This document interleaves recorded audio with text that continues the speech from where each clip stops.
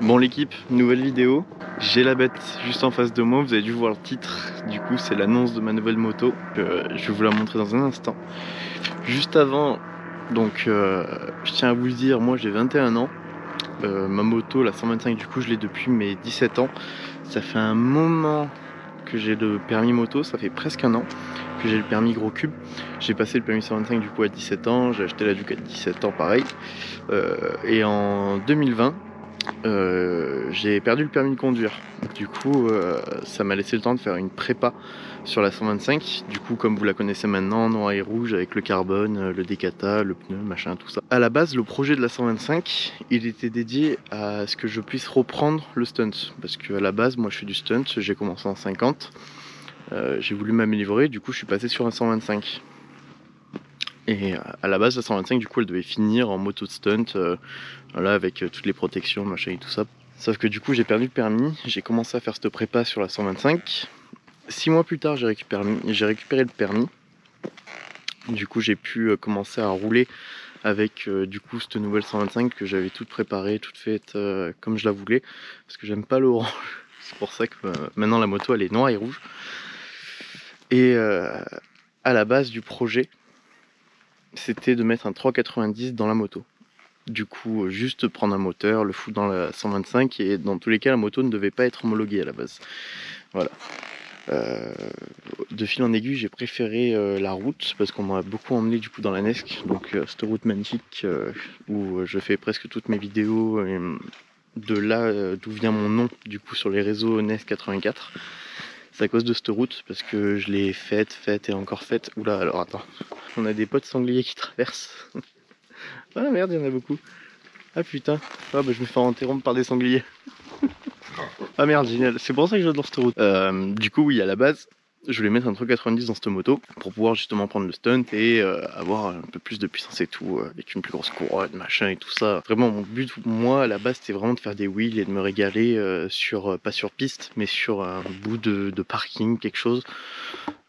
Pour pouvoir stunter tranquille. Et du coup, cette route, on me l'a fait découvrir, machin. J'ai fait mes premières grosses sorties sur cette route, le Ventoux et tout ça. Et au final, j'ai commencé à vraiment kiffer la route. Et surtout, donc, poser le genou, machin et tout ça, faire des longues balades et tout. Et avec une moto pour le stunt, pas très adapté. Surtout que du coup, comme je l'ai dit, je voulais mettre un 390 dedans. Et pour rouler, je voulais être tranquille, avoir une moto homologuée et tout. Du coup, j'ai fini le projet de la 125. Elle est 100% terminée, c'est bon. Et maintenant, du coup, vu que j'ai le 2, j'ai voulu passer sur plus gros. Alors, qu'est-ce que j'ai bien pu acheter? Alors, c'est très simple. Un 390 Duke. On reste dans la lignée du coup de chez KTM. Alors, pourquoi est-ce que j'ai pris cette moto? Alors, très simple. Il y a un moteur de 390, il y a des jantes noires, il y a un arceau à l'avant noir, l'arrière est blanc, du coup, ça on s'en fout. Pourquoi est-ce que j'ai pris celle-là? C'est très simple. Il va avoir une prépa dessus. Il va avoir une prépa et pas pour le stunt, malheureusement, mais du coup, pour cette route, pour la NES, pour le Ventoux, pour aller rouler avec les copains. Alors, dans les jours qui vont venir, les mois qui vont venir, il va se passer plusieurs choses sur cette moto. Je vous le dis pas de suite, parce qu'il va y avoir plusieurs vidéos de préparation dessus. Là, déjà, dans quelques semaines, je vais recevoir le Decata. Je vais vous faire une vidéo juste sur ça, le déballage, machin, l'installation, et puis on va rouler pour voir ce que ça donne. Petit truc embêtant, je pensais pas, parce que celle-là c'est une KTM Duke 390 2023. Alors c'est une 2022 millésime 2023. KTM font souvent ça, la mienne pareil, c'est une 2018 millésime 2019. Enfin bref, tout le kata passe dessous. Et moi je pensais qu'il passait sur le côté. Du coup dans l'idée je voulais prendre celui du coup de la Duke de la 125, le faire passer sur le côté, machin et tout ça. Sauf que du coup, ben voilà, comme vous voyez, il passe dessous. Alors je ne sais pas pourquoi, si quelqu'un sait dans les commentaires, vous me le dites, parce que je ne comprends absolument pas. Pareil, j'ai voulu mettre mon Acra et ben, c'est pas la même embouchure et tout ça. D'ailleurs, je l'ai remonté un peu à la zone. Voilà. Il y a déjà une plaque courte dessus, j'ai mis mes embouts, mes rétros embouts de guidon. Oui, alors ils sont pas très bien fixés. Parce que j'aime pas du tout les rétros d'origine, je les ai, hein, mais j'aime pas du tout, même si je sais qu'apparemment c'est pas légal, je m'en fous. J'aime pas du tout les rétros d'origine. Du coup, c'est une nouvelle aventure, on va dire, mais vous allez bientôt comprendre. Je vais vous faire plusieurs vidéos, machin, tout ça. Il va y avoir des morceaux de la vidéo sur Insta, TikTok et tout ça, donc n'hésitez pas à les follow là-bas. C'est là où il se passe le plus de choses parce que YouTube, c'est ça prend du temps. Ça prend du temps pour le tournage, pour les vidéos, pour juste faire le montage et tout ça. Ça prend énormément de temps. Du coup, je fais beaucoup de photos, de mini-vidéos et tout sur TikTok et Insta parce que c'est vachement plus rapide et j'ai vachement moins le temps qu'avant de faire des vidéos. Même si je vais essayer de m'investir un peu plus sur YouTube et tout ça, c'est très compliqué pour moi parce que bon, j'ai un métier qui prend un peu de temps. Surtout qu'il n'y a pas que ça à côté. Et pareil, il va y avoir plein de nouvelles choses qui vont arriver au fur et à mesure. C'est pour ça que je vous le dis, allez vous abonner à Instagram, c'est là où il se passe plus de choses. Et TikTok aussi si vous voulez. Là on vient de dépasser les 10 000 abonnés. Sur Insta on vient de dépasser les 2500. Donc on va passer au roulage. Voilà, je vais aller m'équiper. Je vais vous montrer ce que ça donne dans ces petites routes. En sachant que je l'ai acheté avec un pneu pas très bien. Oh putain, ouais, il est en train de mourir le pneu. Ok, ouais, faut que je change de pneu. Avec la ligne d'origine, ça fait vraiment pas beaucoup de bruit. On va aller rouler, on va aller se régaler. Toujours en faisant attention, toujours bien équipé. Vous voyez, j'ai toujours des protections. Sous le pull, j'ai une veste avec la dorsale. On est bien équipé et maintenant on va rouler. Bon, bah on est parti. Hop, on s'équipe. Bah, vous voyez, d'origine, ça fait vraiment pas beaucoup de bruit. Hop là, la plaque, tac.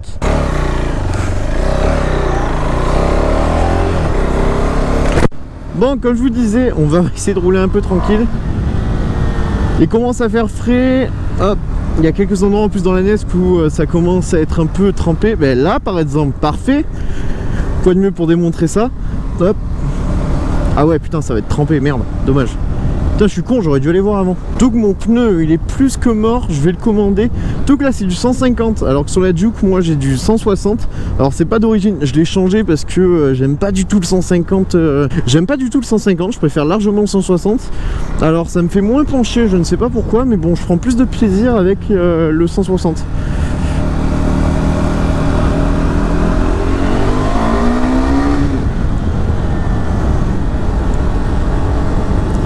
Alors cette moto, je l'ai acheté il y a à peu près un mois. Je l'ai acheté pas très loin de chez moi en plus. Alors elle a vraiment pas beaucoup de kilomètres. Là on va bientôt dépasser les 4000 km. Je suis content, elle est vraiment neuve. Je l'ai acheté vraiment pas trop cher. Je suis vraiment content.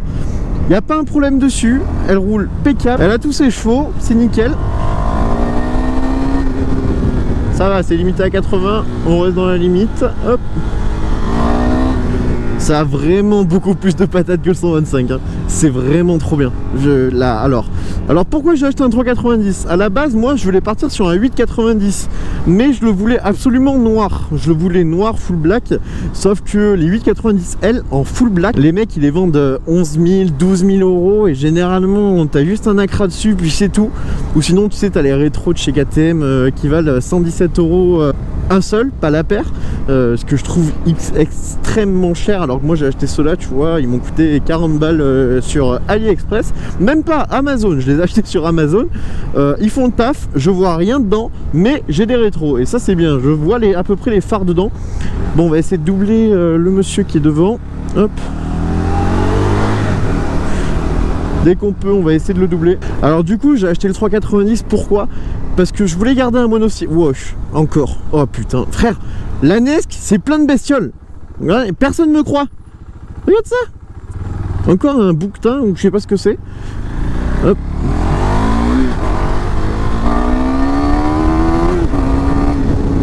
Voilà. Alors oui, ça a beaucoup plus de pêche que le 125. C'est vraiment très drôle ce petit mono. Il est vraiment cool.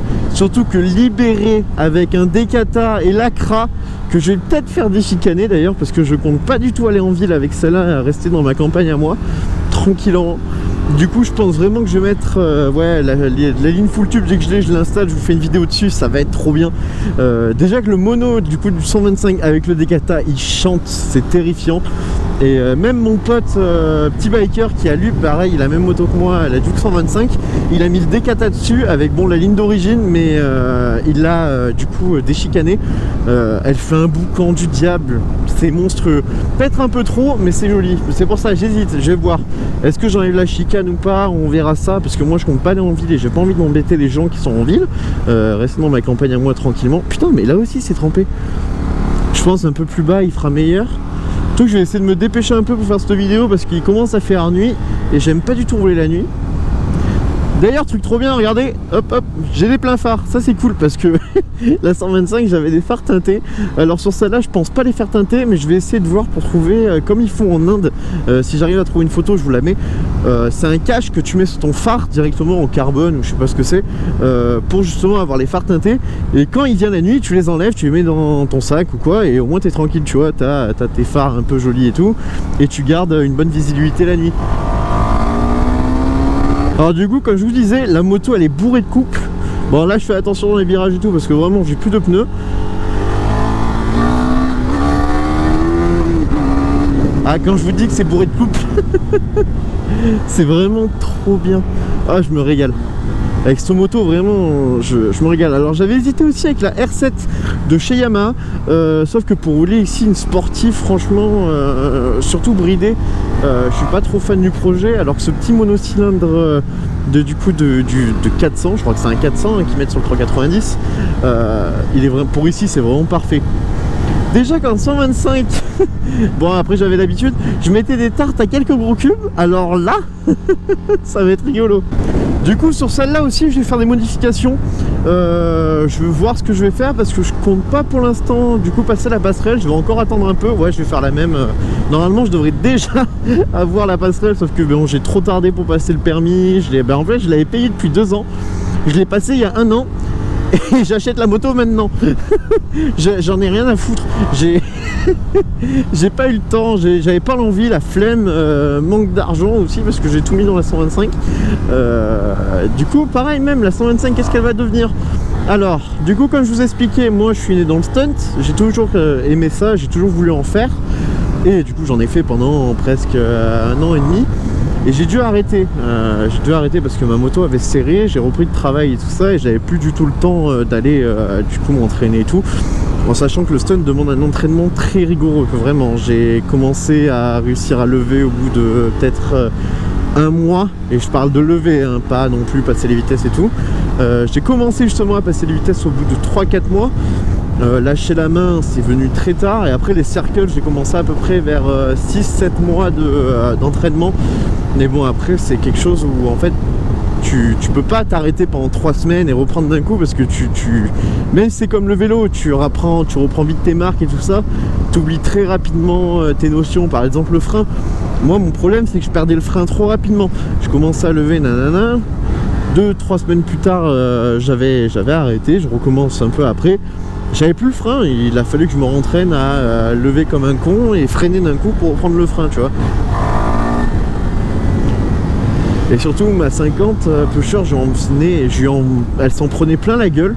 Elle a serré au bout de je sais pas, 1 an que je faisais le con avec.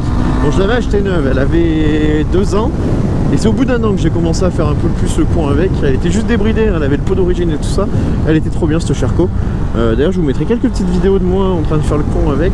Bon ça date d'il y a quelques années hein, bien évidemment, maintenant je le ferai plus. Du coup pour en revenir à la 125, alors soit je la vends, je la vends simplement, bon elle a 40 000 km, du coup je vais pas la vendre non plus à un prix abominable. Ou sinon je la garde pour en faire une moto stunt. Donc déjà là elle est plus assurée ni rien, pour l'instant je touche plus vu que j'ai celle-là. J'ai enlevé l'assurance, je vais plus mettre d'argent dedans, à part si je fais du coup une prépa à stunt.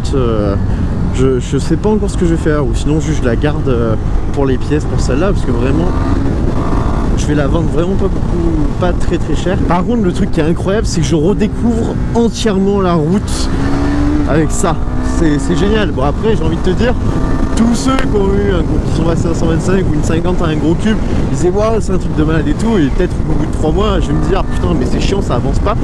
Alors pour ici je pense que ça avance plutôt bien, je pense que ça va être suffisant pour l'instant pour moi. Après je passerai pas sur plus gros je pense pour l'instant, à part si j'ai d'autres envies et tout ça. Mais moi je roule que dans la neige, que dans le Ventoux et tout ça, je vais pas très loin. Ça peut arriver que j'aille, je sais pas, Avignon, machin, Marseille peut-être, des choses comme ça. Mais je vais pas très loin, du coup une routière, quoi, un peu plus routière, ça m'intéresse pas trop. Je préfère garder mon mono qui vibre à mort et garder ce truc hyper joueur. Il y a une autre chose que j'avais peur aussi, c'est de pas réussir à reposer le genou avec celle-là. Alors j'y arrive, c'est bon, j'ai essayé et ça passe. Ça passe très très bien. Juste je vais attendre quand même d'avoir le pneu neuf pour m'amuser à faire un peu plus le con comme ça.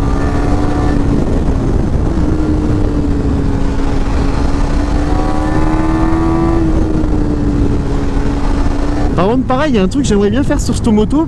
En fait les vitesses je dois absolument les passer à 10 000. Le rupteur est à 10 000, je comprends pas. Je pense que c'est bridé à la boîte. Alors c'est peut-être une connerie, je sais pas. Je pense que le boîtier dit à la boîte à 10 000 tu coupes tout, stop, arrête. Et j'aimerais bien voir si je peux faire débrider la boîte. Parce qu'elle a ses 45 chevaux et tout, pas de souci. C'est une moto qui est en full, hein. Elle a tous ses chevaux, elle n'est pas bridée du tout. Mais je suppose KTM de brider à la boîte. Du coup je vais aller voir, je sais pas où, quelque part où je pourrais me faire une petite reprogrammation. Je me languis cet été. Je me languis. Tu vois là, hop, sortie direct. C'est vraiment très amusant. Après il faut quand même que je la prenne en main. Hop. Les virages se négocient pas du tout pareil quand t'as 30 chevaux de plus. Hop. Wow. J'essaie de déhancher un peu. Mais... Après d'autres trucs que je vais faire dessus, je vais poser un shifter. Ça c'est sûr parce que passer les vitesses à 10 000 à chaque fois ça me casse les couilles. Du coup je vais mettre un shifter. Et aussi un amortisseur de direction. Parce que ça fait que bouger. C'est terrible, ça fait strictement que bouger. Tu vois, dès que je tourne une vitesse, j'en sens une petite vibration au guidon et ça me plaît pas plus que ça. Elle est quand même hyper agile. Je sais pas combien de kilos de différence elle doit avoir. Elle a 125. Elle doit avoir une quinzaine de kilos de différence, je pense, parce que vraiment, elle est très très très maniable. Et c'est ça que j'aime dans une moto mid-size de ce type-là, avec un mono qui gueule à chaque rapport. C'est vraiment que ce soit léger et que ça demande juste à sortie de virage décoller quoi.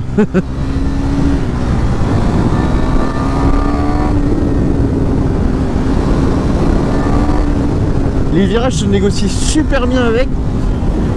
Après ça reste le châssis, hein. Le châssis de la 125 et du 390 c'est strictement les mêmes.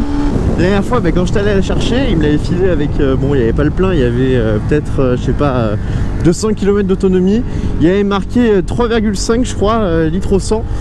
Je suis rentré chez moi, alors j'ai fait apte au saut, il doit avoir je sais pas 40 km, un truc comme ça. Ça m'a bouffé 160 km d'essence. Du coup là je pense qu'elle est en train de recalculer un peu. Tu vois là je suis presque à 5 litres au 100. 5 litres au 100 les gars. Après j'ai envie de te dire, ça demande juste à se remettre la poignée dans l'angle, qu'on tourne 2 rapports à chaque virage et qu'on remette la poignée dans l'angle. Et je me languis vraiment de voir avec le Decathlon. Je vais bouffer 2 fois plus d'essence et d'huile, ça va être rigolo. Mais bon, je roule moins qu'avant quand même. Maintenant que j'ai la voiture et tout, je roule beaucoup moins qu'avant. Là cet été j'ai dû faire 2 sorties. Bon quand même l'été prochain je vais essayer de faire un peu plus de sorties pour pouvoir vous faire des vidéos et tout ça. Pareil sur le format TikTok, ça fait longtemps que je vous ai pas sorti une petite vidéo toute simple et tout. Mais bon j'ai quelques projets en cours qui vont bientôt arriver d'ailleurs. Mais ouais ça me donne un peu moins le temps qu'avant de pouvoir vous proposer des vidéos. Aussi, truc trop génial qu'il y a sur cette moto, et il faut que absolument que j'arrive à l'apprivoiser, c'est le mode super moto. Alors le mode super moto, qu'est-ce que c'est? Ça enlève l'ABS à l'arrière pour pouvoir rentrer en glisse dans un virage. Et ça c'est un truc qui me manquait un peu sur la 125. Je ne pourrais plus me passer de l'ABS à l'avant je pense. Ici maintenant vu comment j'en vois un peu plus qu'avant, je peux pas me permettre d'enlever l'ABS à l'avant. Mais l'ABS à l'arrière pour des balades un peu plus tranquilles, un peu plus chill, où j'ai envie d'arriver en glissant comme un connard dans un virage et de reprendre.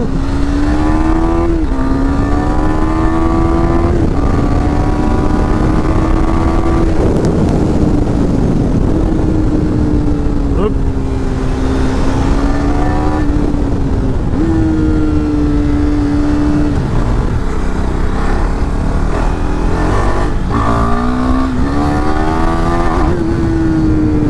C'est trop bien.